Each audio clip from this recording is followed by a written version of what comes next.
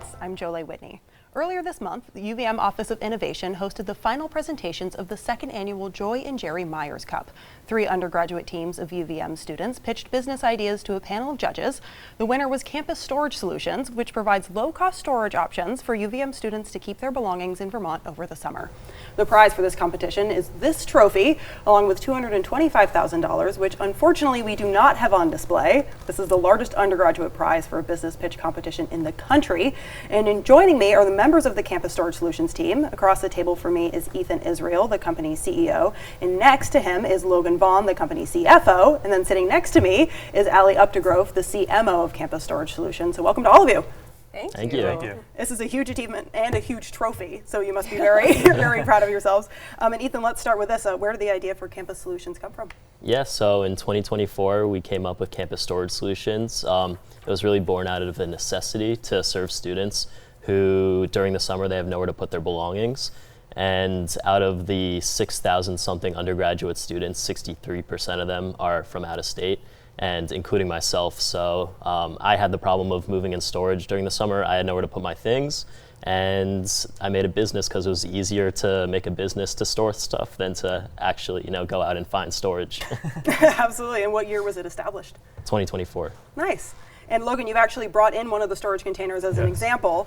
So walk us through how this process works. Yeah, so students can pre-order a bundle of storage on our website. We then drop off these bins for students to pack their things in a week before finals. And then on finals week, we go dorm to dorm to dorm, picking up all the students' things, store it in a facility over the summer, and then bring it back to their new dorm or apartment.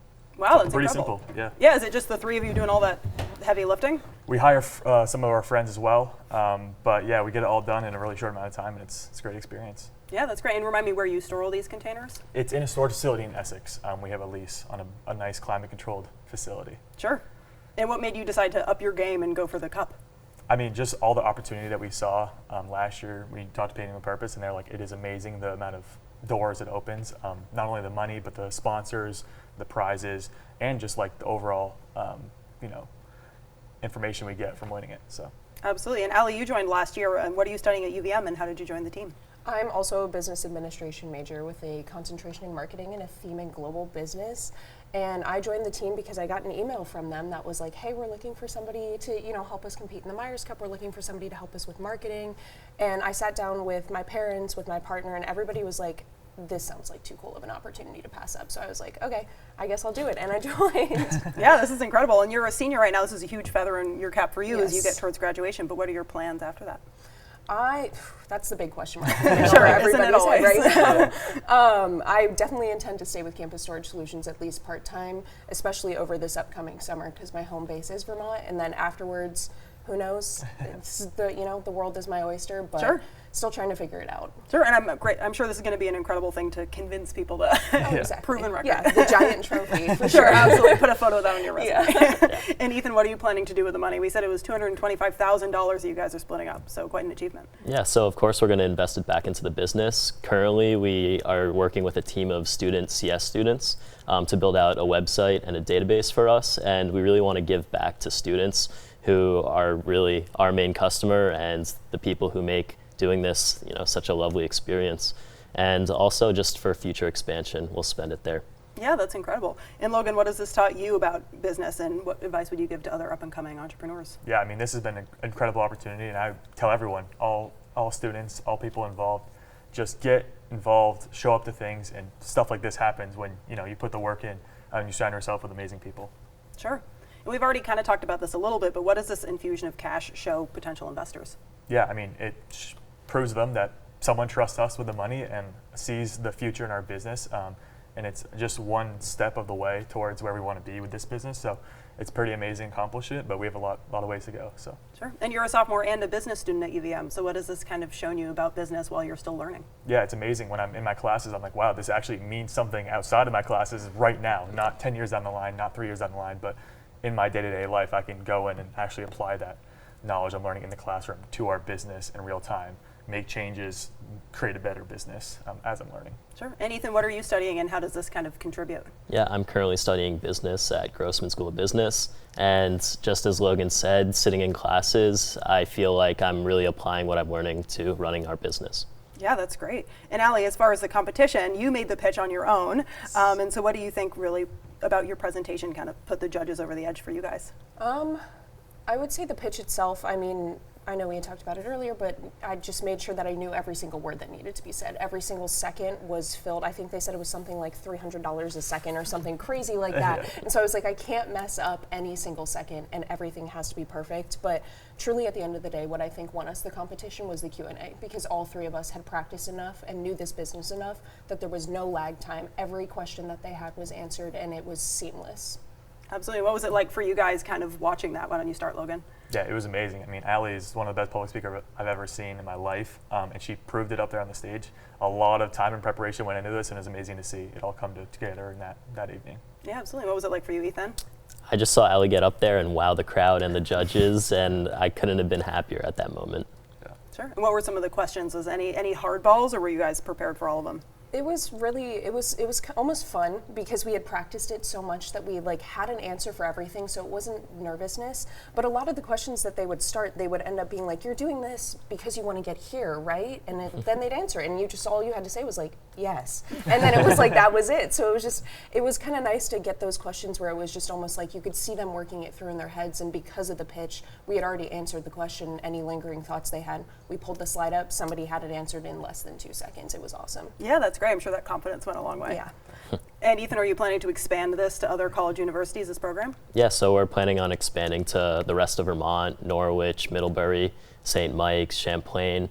And then once we complete that, we'll go out of state to New Hampshire, Massachusetts, the rest of New England, and really spread campus storage solutions. Sure. What's that expansion look like? Are you three doing it, or are you working with partners at different campuses? So we will have student ambassadors and also build our relationships at these schools with departments at those schools. And are other services like this at other schools? Are you going to be competing with someone else somewhere? There's always competition. Very diplomatic answer. Yeah, we pride ourselves with providing the best service possible and making sure everybody's happy at the end of the day. Sure. Are you guys known as like the storage people on campus? Is this a reputation that's followed you with this? Yeah, especially post Myers Cup, the traction has helped a lot, and now people see campus storage solutions on flyers and stuff, and they're like, oh, those are those 3 kids from the business school. That's great. So you must be kind of gearing up to get this ready for the end of this school year. What does that process look like, kind of preparing everything? Yeah, so really answering a lot of emails, talking to a lot of parents, and just figuring out the logistics of things. Sure. And are you seeing a lot of demand so far? It sounds like, obviously, you've gotten some notoriety. That's great. Yeah. Absolutely. And the prize also comes with accounting, legal, and co-working spaces. So how do you plan on using those? So as student entrepreneurs, we find ourselves in co-working spaces a lot, and we're happy to be part of the Hula community and the VSET community. And who doesn't need lawyers? Who doesn't need marketing help and accounting help? And those are all very good assets that we'll utilize. Sure. And you all are business students, so is there anything in particular that you guys learned that when you were doing this, you were like, oh yeah, that makes sense? I mean, not really. That's I feel like our education has prepared us pretty well, but this experience in general, I mean, has prepared us to have adversity through hard times, figure things out on our own, and also ask for help when needed. Sure. And if I was living on campus and I wanted to participate, how much is it for a box? The average is around $350, and you can go on our website and see, and that's for the whole summer for storage. So picking up, storing it, and bringing it back. So it's pretty low cost compared to our alternatives or our competitors, and we provide the best possible experience. Yeah, and not to pull back the curtain a little bit too much, but it sounds like picking it up from one dorm and delivering it to another one and storing it over the summer is a lot of logistics. So what's the behind the scenes look like for that? So we hire a bunch of student movers, and we go dorm to dorm, picking up people's things. We use the bin system. We barcode everything so we can store it and keep track of it in our warehouse. And really, it just kind of flows and it works out. It's a good system. Yeah, and it sounds like you worked with other UVM students to put this website together. What was it like to collaborate with other students on a different side of this project? Yeah, so through the Myers Cup, we're actually able to afford to build ourselves a database and make sure that we can keep track of all the data that we're receiving. And this will help expand into other schools and also make our lives a lot easier when it comes to helping our customers. Sure. And you mentioned a little bit about some potential competition if you want to expand too much. Is this something that you've seen other schools kind of nationally implementing, or do you think this is the first of its kind? So yeah, I believe that schools, it's in their best interest to make move day as seamless as possible, and we're here to facilitate that. So the better service we provide to the more students, the easier it is on schools ultimately. My thanks to Ethan, Logan, and Allie of Campus Storage Solutions. We have a couple of minutes left, so I wanted to tell you about what's coming up on Thursday's fence. This is Research Week at UVM, and of course we wanted to go where the sweetest research happens, the Proctor Maple Research Center. As you'll see, it wasn't all serious science. We took time to take in a traditional taste of the season, sugar on snow. Check it out. So syrup boils roughly around 219 Fahrenheit. Sugar on snow goes to 235 Fahrenheit, thereabouts. The important thing is that if you don't go hot enough, it'll just melt to the bottom and be kind of like a slush. If you go too much, it'll start impacting your fillings and okay. be, you have to go to the dentist. Yeah, okay. Yeah. So you want to make it just right. And this is a very old tradition. This is something that dates back to before we actually made syrup as the finished product. It was actually hard sugar, which is more shelf stable. When you're doing that, you're coming through this temperature range, and traditionally sugar makers would have a party, invite their friends and neighbors, and celebrate it.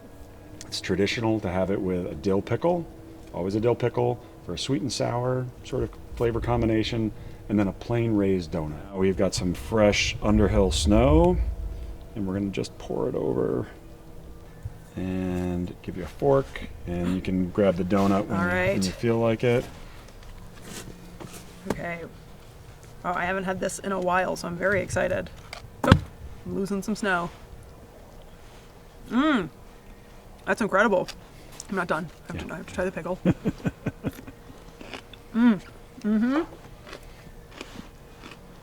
You got the sweet? Yep. You got the sour dill? Yep. So do you get to do this a lot working here? We actually have a long tradition at UVM of hosting a community sugar on snow party. It actually dates back to the 1940s and 50s when Dean Hills hosted a party. Join us on Thursday for a sugar on snow party with a side of science. My thanks to the crew behind the scenes here at WCAX. I'm Jolie Whitney. This is Across the Fence. Have a good one.